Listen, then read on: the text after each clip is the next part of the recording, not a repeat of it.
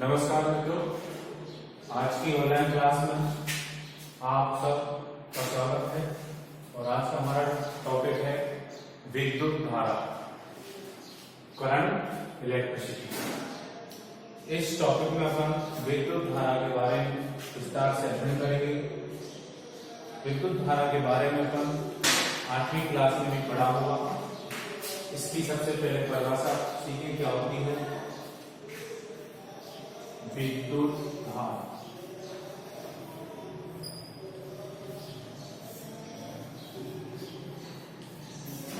परिभाषा है इसकी, आवेशों के बहने की दर को या इलेक्ट्रॉनों के बहने की दर को विद्युत धारा कहते हैं। आवेशों के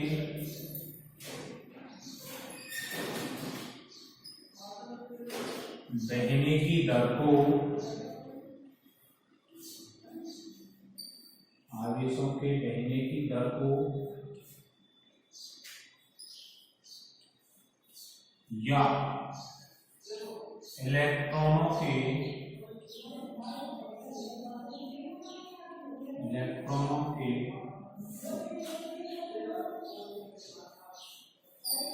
बहने की दर को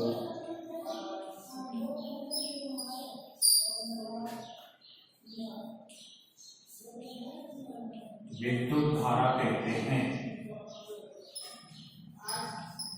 आवेशों के बहने की दर को या इलेक्ट्रॉनों के बहने की दर को विद्युत धारा कहते हैं। ये परिभाषा अपन पहले से सीखते आ रहे हैं। अब इस परिभाषा को समझने का प्रयास करें। आवेश किसमें होते हैं? इलेक्ट्रॉन में। और इलेक्ट्रॉन किसमें होते हैं? धातु में। और अपने जो ये वायर होते हैं जिनके माध्यम से विद्युत आती है, ये धातु के होते हैं। धातु में होते हैं इलेक्ट्रॉन। अब इन इलेक्ट्रॉन का होता है आवेश। तो इलेक्ट्रॉन कहे या आवेश कहे, दोनों एक ही बात है। इलेक्ट्रॉनों के बहने की दर को या आवेशों के बहने की दर को क्या कहते हैं? विद्युत धारा। इस परिभाषा के आधार पर इसका सूत्र बनाते हैं अपन। विद्युत धारा का प्रतीक होगा I, आवेश का प्रतीक होगा Q, बहने की दर शब्द कभी भी आए इसका मतलब है समय के अनुसार उसमें परिवर्तन होना। तो आवेश के लिए Q लगाया, दर के लिए समय के अनुसार बदलना, समय के लिए मैंने लिया T। तो I = Q/T। ये विद्युत धारा का सूत्र हो गया। I = Q/T। यहां Q आवेश है, यहां Q आवेश, I विद्युत धारा, I विद्युत धारा, T समय। तीनों चीज क्लियर है। पहली चीज I क्या हो गई? विद्युत धारा। Q क्या हो गई? आवेश। और T हो गया समय। अब इन तीनों का ऐसे मात्र देंगे तो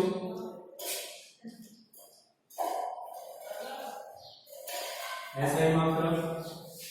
सबसे पहले I का ऐसे मात्रक होगा एम्पियर।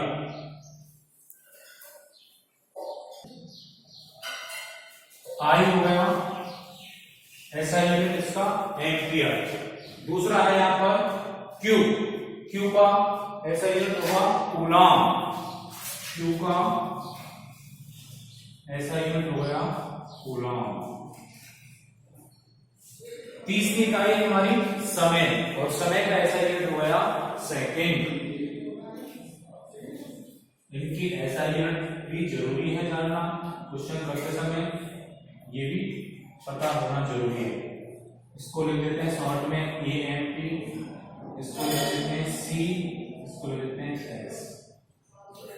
तो सबसे पहले हमने विद्युत धारा की परिभाषा क्या है, दोबारा एक बार दोहराता हूं, आवेशों के बहने की दर को या इलेक्ट्रॉनों के बहने की दर को विद्युत धारा कहते हैं। इस परिभाषा के आधार पर हमने सूत्र प्राप्त किया, आवेश का प्रतीक हो गया Q, बहने की दर का मतलब होता है समय के अनुसार परिवर्तन। अब समय ले लिया मैंने यहाँ पर T, तो I = Q/T। यहाँ पर I हो गई विद्युत धारा, Q हो गया आवेश, T हो गया समय। इन तीनों इकाइयों का ऐसा ही मात्रक हो गया, I का ऐसा ही मात्रक एम्पियर, I जो है विद्युत धारा, Q का ऐसा ही मात्रक हो गया कूलॉम, Q है यहाँ पर आवेश, और T का ऐसा ही मात्रक है सेकंड, T है यहाँ पर टाइम। तो विद्युत धारा की परिभाषा समझ गए होंगे। अब इसमें एक क्वेश्चन बनता है यहाँ पर, जनरली मैं पूछता हूं, अपन सब लोगों का जवाब इसमें क्या आता है कि हमारे घरों तक विद्युत धारा किस तरह आती है। ज्यादातर बच्चे बोलेंगे तारों के माध्यम से, वायर जो है इनके माध्यम से। चलो आपका आंसर ठीक है, गलत नहीं कह सकते, लेकिन एक साइंस के स्टूडेंट के अकॉर्डिंग ये आंसर और अलग हो सकता है कि क्या, इसको मैं अभी आपको समझाता हूं। यहां तक क्लियर होगा, आगे इस क्वेश्चन का जवाब अभी आपको समझाया जाएगा।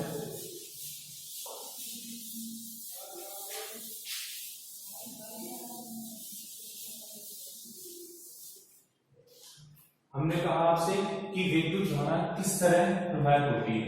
तो सबसे पहले हम बात करें, आपका आंसर था कि तारों या वायर के माध्यम से। तो ये जो वायर होते हैं ये किसके बने होते हैं, धातु के, और धातु में क्या होते हैं, इलेक्ट्रॉन, धातु में इलेक्ट्रॉन होते हैं। प्रारंभ में जब बैटरी मैंने इसमें नहीं जोड़ी, उस अवस्था में धातु में इलेक्ट्रॉन स्वतंत्र रूप से विचरण करते हैं। स्वतंत्र रूप का मतलब क्या है, यहाँ पर कोई इलेक्ट्रॉन दाएं जा रहा है, कोई बाएं जा रहा है, कोई अप जा रहा है, कोई डाउन। जैसे कि कोई इलेक्ट्रॉन इधर गया, कोई इधर गया, कोई इधर गया, कोई इधर। इनकी जो गति होती है ये रैंडम मोशन बोलते हैं इसको।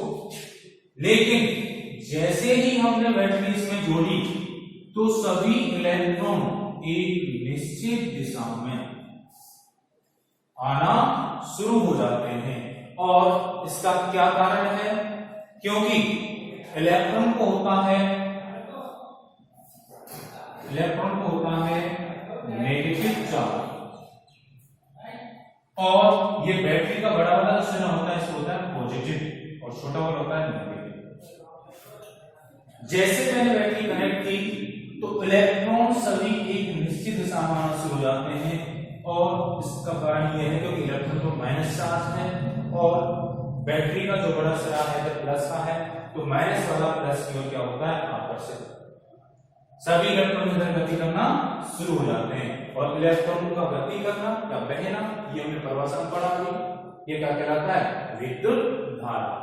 अब इलेक्ट्रॉन पर आवेश होता है, एक इलेक्ट्रॉन का आवेश कितना होता है, 1.6 into 10 की पावर -19 कूलॉम, एक इलेक्ट्रॉन का आवेश होता है।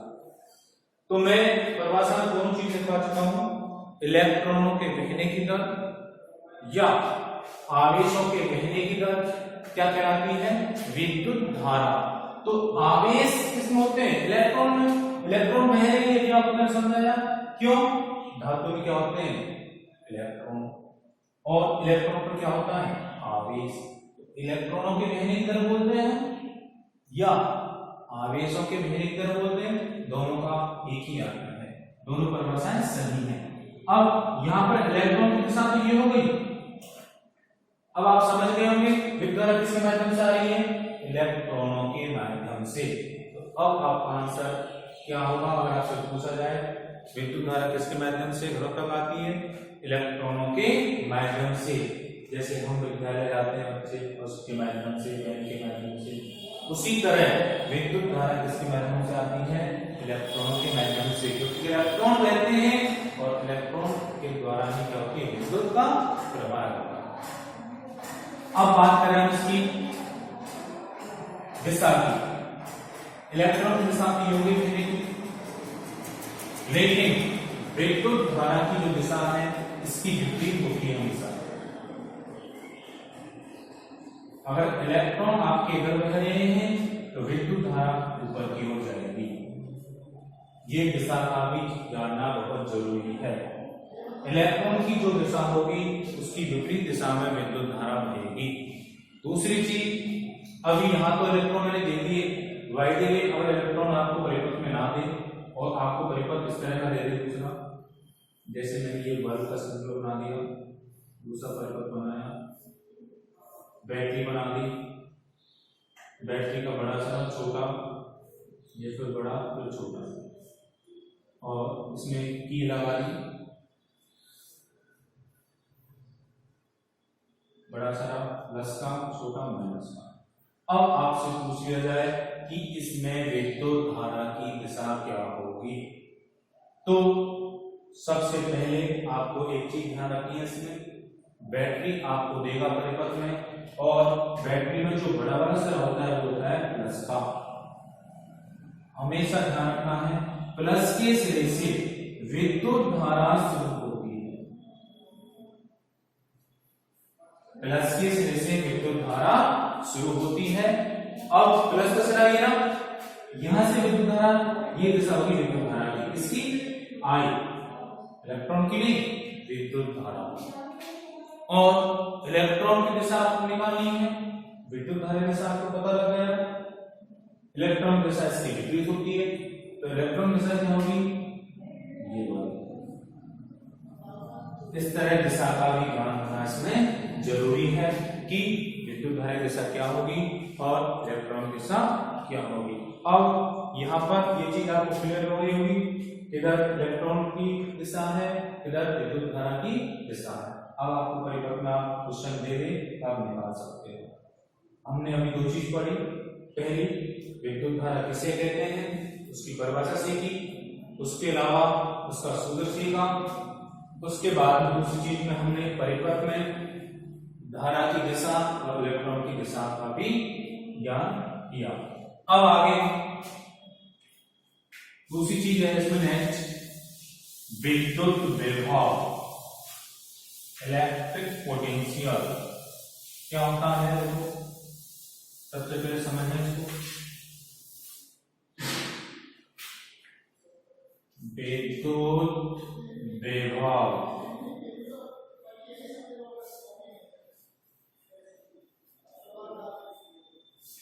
इलेक्ट्रिक पोटेंशियल,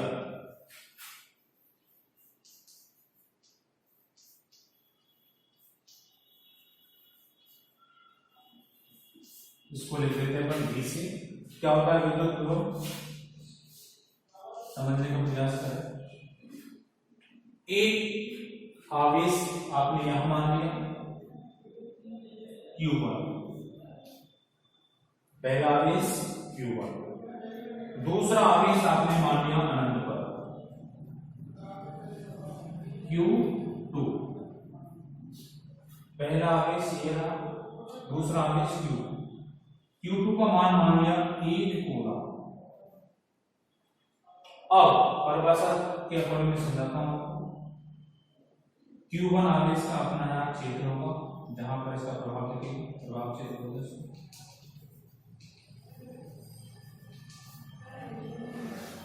अब देखिए Q1 आवेश, ये रहा Q2 आवेश। Q2 आवेश का मान है 1 कूलम। 1 कूलम आवेश को हम बोल देते हैं एकाम, तो इसको मैं बोलूं एकाम कूलम वाले आवेश को, एकाम कूलम वाले आवेश को अनंत से, एकाम कूलम वाले आवेश को अनंत से दूसरे आवेश के पास तक लाने में जो कार्य किया जाता है विद्युत विभव कहलाता है। दोबारा सुनो, एकाम कूलम एकांक कूलम क्यों? इसका मान 1 कूलम। एकांक कूलम वाले आवेश को अनंत से दूसरे आवेश के पास तक लाने में जो कार्य किया जाता है उसे विद्युत विभव कहते हैं। इस परिभाषा के आधार पर इसका सूत्र बने। आवेश के द्वारा किया गया कार्य Q, किया गया कार्य में W, इस द्वारा किया गया आवेश Q क्या कहलाएगा? विद्युत विभव। इसकी परिभाषा क्या हो गई? एकांक कूलम वाले आवेश को अनंत से दूसरे आवेश के पास तक लाने में जो कार्य किया जाता है विद्युत विभव कहलाता है। एक बार लिख दें परिभाषा को। एकांक कूलम, एकांक कूलम वाले आवेश को, एकांक कूलम वाले आवेश को अनंत से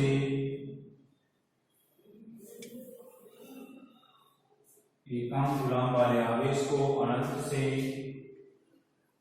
दूसरे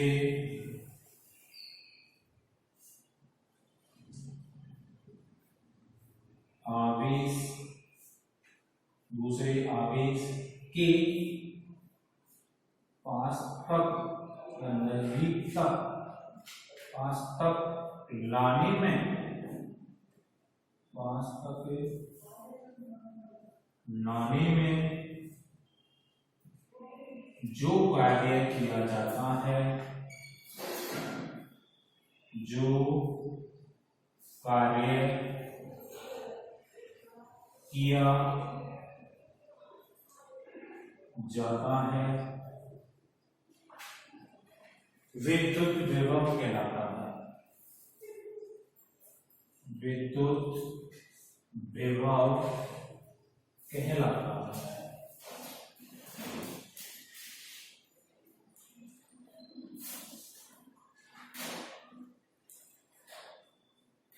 एकांक कूलम वाले आवेश को अनंत से दूसरे आवेश के पास तक लाने में जो कार्य किया जाता है विद्युत विभव कहलाता है। इस परिभाषा के आधार पर इसका सूत्र है V बराबर W/Q। यहां ये जान लो V क्या है। V है विद्युत विभव, विद्युत विभव।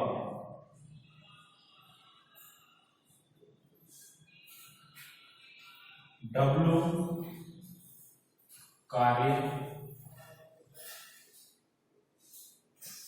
Q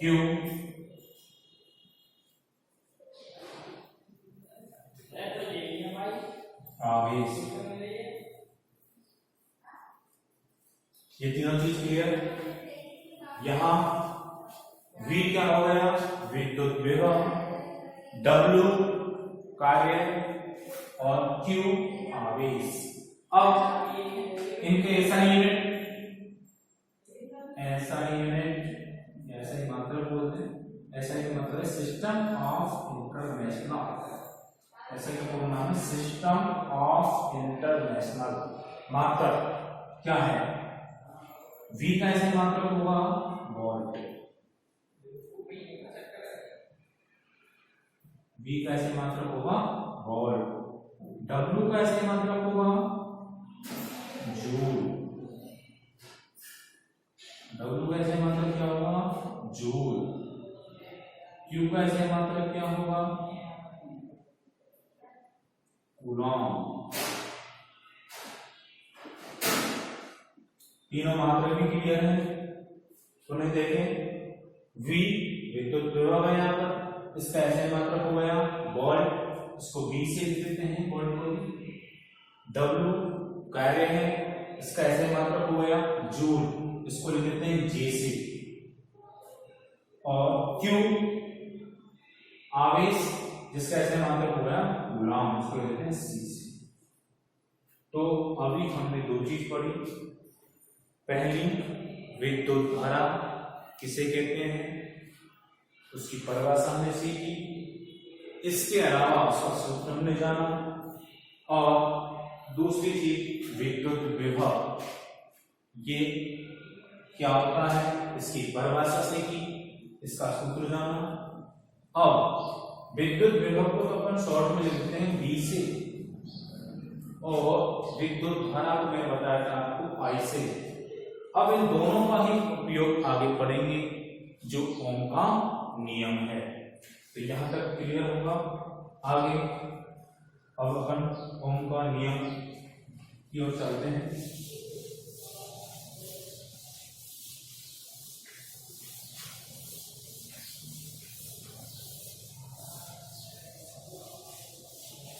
ओम एक वैज्ञानिक थे जर्मन के, जिन्होंने विद्युत विभव व विद्युत धारा के मध्य एक संबंध बताया और उसको ही अपने नाम के आधार पर नियम दे दिया, ओम का नियम। सबसे पहले जाने ओम का नियम है क्या वास्तव में। ओम का नियम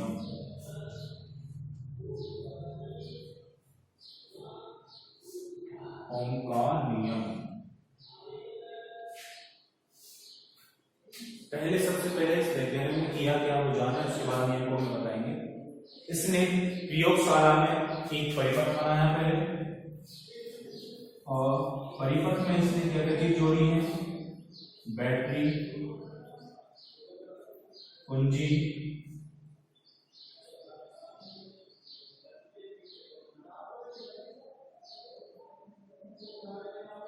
ये दो उपकरण भी जोड़े थे इसमें, एमीटर और वोल्टमीटर। एमीटर वोल्टमीटर के बारे में आपको बता देता हूं। एमीटर तो विद्युत धारा को मापने वाला उपकरण होता है, और वोल्टमीटर विद्युत विभव को मापने वाला उपकरण होता है। दोनों चीज क्लियर हो गई आपको। तो सबसे पहले इस वैज्ञानिक ने एक परिपथ बनाया, इस परिपथ में बैटरी, कुंजी, एमीटर और वोल्टमीटर जोड़ा। अब जोड़ने के बाद सबसे पहले क्या किया उसने, इनके मान देखे। एमीटर में मान चलो मान दे रखा है 10 एम्पीयर, एमीटर में मान देगा 10 एम्पीयर, और वोल्टमीटर में देखो मान चलो कितना हो सकता है, मान लिया हमने 15 वोल्ट। शुरुआत में ये मान उसने देखे, रीडिंग देखी, एमीटर में 10 एम्पीयर मिला, वोल्टमीटर में 15 वोल्ट। अब ये दोनों मान उसने देखने के बाद फिर उसने क्या किया, एक मान में परिवर्तन कर दिया। पहली स्थिति नंबर 1,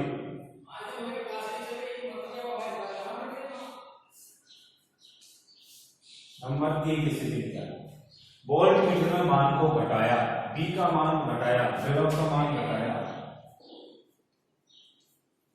विभव का मान घटाया,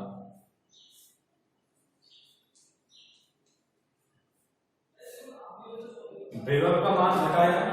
जैसे कि विभव का मान उसने कितना कर दिया, 7.5 वोल्ट। विभव का मान जब घटाया तो उसी अनुपात में उसने क्या देखा, विद्युत धारा का मान भी घट गया। क्या चीज सबसे पहली स्थिति क्या थी, हमने क्या देखी, जैसे ही उसने वोल्टमीटर में विभव का मान घटाया उसी अनुपात में विद्युत धारा का मान भी घट गया। कहने का मतलब जैसे ही पहले 15 वोल्ट था, अब विद्युत धारा का मान भी उसी अनुपात में घट के कितना रह गया 5 एम्पियर। पहली स्थिति। नंबर 1 स्थिति में क्या देखा हमने कि जब वोल्ट मीटर में वोल्टेज घटा तो घटाने के साथ में विद्युत धारा का मान भी उसी अनुपात में घट गया। पहली स्थिति ये देखिए ओम में ध्यान रखना, क्योंकि इसका काम पड़ता है ओम के नियम की सत्यापन। तो सत्यापन समझा रहा हूं पहले। दूसरी स्थिति में क्या देखा, अब नंबर 2 स्थिति सेकंड। दूसरी स्थिति में क्या देखा, ओम ने अब दोबारा क्या किया, वोल्ट मीटर में मान बढ़ा दिया, विभव का मान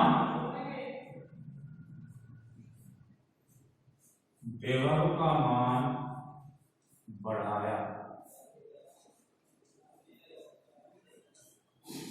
विभव का मान बढ़ाया, जैसे कि पहले 15 वोल्ट था शुरुआत में, अब कर दिया 30 वोल्ट। विभव का मान कितना बढ़ा दिया उसने, पहले 15 था, कितना कर दिया 30 वोल्ट। तो जैसे विभव का मान उसने बढ़ाया उसी अनुपात में विद्युत धारा का मान भी बढ़ गया। उसी अनुपात में, अनुपात ध्यान रखना, उसी अनुपात में कहने का मतलब 15 का दोगुना हो गया 30, तो 10 का दोगुना 20 एम्पियर विद्युत धारा हो गई। ये दोनों चीज जो दोनों स्थिति हैं हमने देखी। इन दोनों स्थितियों के आधार पर फिर ओम ने अपना निष्कर्ष निकाला। क्या, जब विद्युत विभव का मान घटा तो विद्युत धारा का मान भी घट गया। दूसरी स्थिति में जब विद्युत विभव का मान बढ़ाया तो विद्युत धारा का मान भी बढ़ गया। इससे उसने निष्कर्ष निकाल लिया कि विद्युत विभव व विद्युत धारा एक दूसरे के समानुपाती होते हैं। क्या निष्कर्ष निकाला, विद्युत विभव व विद्युत धारा एक दूसरे के समानुपाती होते हैं। कहने का मतलब V समानुपाती I। ये निष्कर्ष निकाला किसने, ओम ने। किसने निकाला, ओम ने।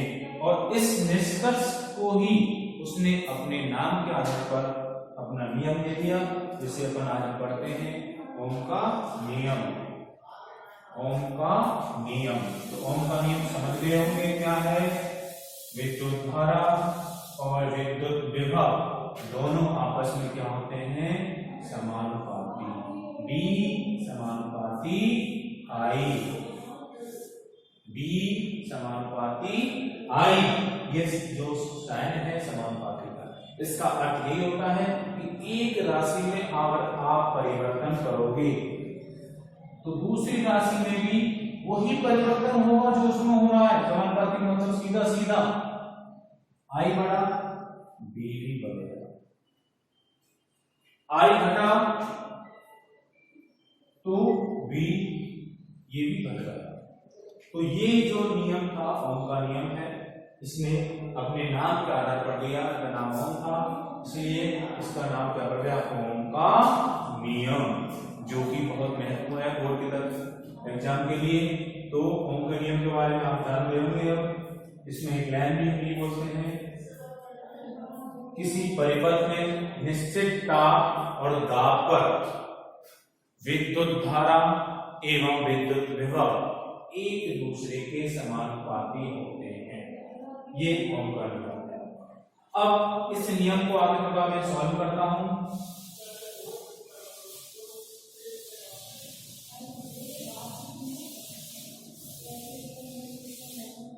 देखिए B समानुपाती I, ये ओम का नियम है। आगे सॉल्व करेंगे। जब कभी भी समानुपाती चिन्ह को हटाना है, हमेशा ध्यान रखना, फिजिक्स में काम आता है, जब कभी भी समानुपाती चिन्ह को हटाना है तो एक वहां पर बराबर का चिन्ह आता है और एक आता है नियतांक। यहाँ पर नियतांक आ गया R।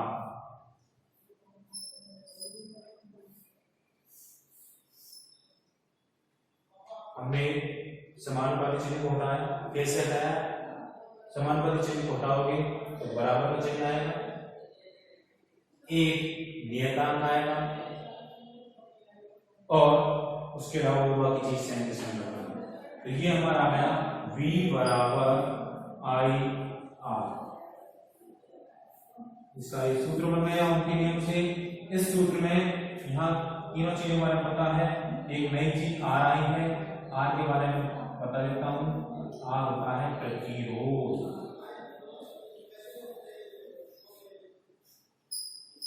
आर क्या है पर प्रतिरोध। बाकी V और I के बारे में परिचित है पहले से। V विद्युत विभव है, I विद्युत धारा है, नई चीज यहाँ पर आई है आर हो गया प्रतिरोध। अब प्रतिरोध होता क्या है एक्चुअली में? प्रतिरोध के बारे में थोड़ा सा बता दें।